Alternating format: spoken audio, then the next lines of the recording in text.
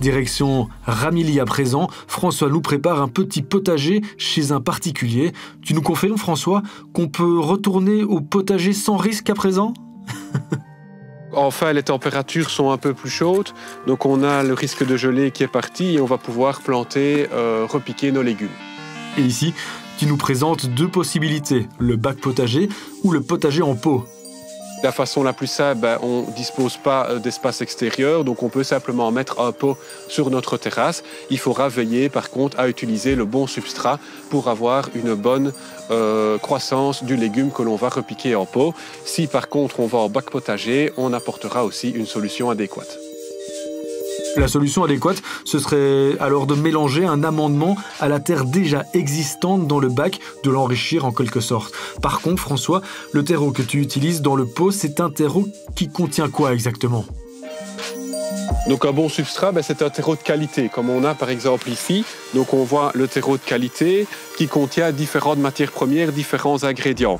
Donc tout d'abord, c'est une tourbe suffisamment fibreuse, une tourbe de bonne qualité, qui est aussi complétée par une fibre de bois pour permettre une bonne répartition de l'eau. On y retrouve aussi un bon compost, donc un compost qui permet d'apporter aussi des éléments nutritifs et d'apporter de la structure dans le terreau. On va y retrouver une correction du pH grâce à des algues marines. Donc les algues marines ont le pouvoir de désacidifier les sols, donc les rendre plus basiques pour permettre une meilleure assimilation des éléments nutritifs.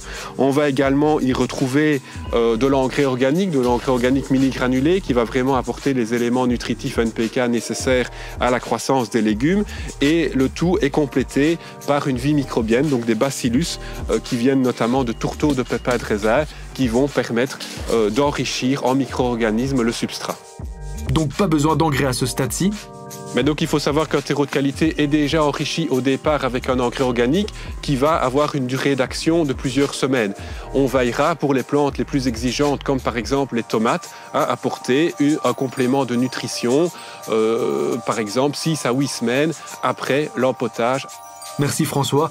On repassera dans quelques semaines pour voir comment se portent nos plants de tomates, de courgettes et de potimarrons.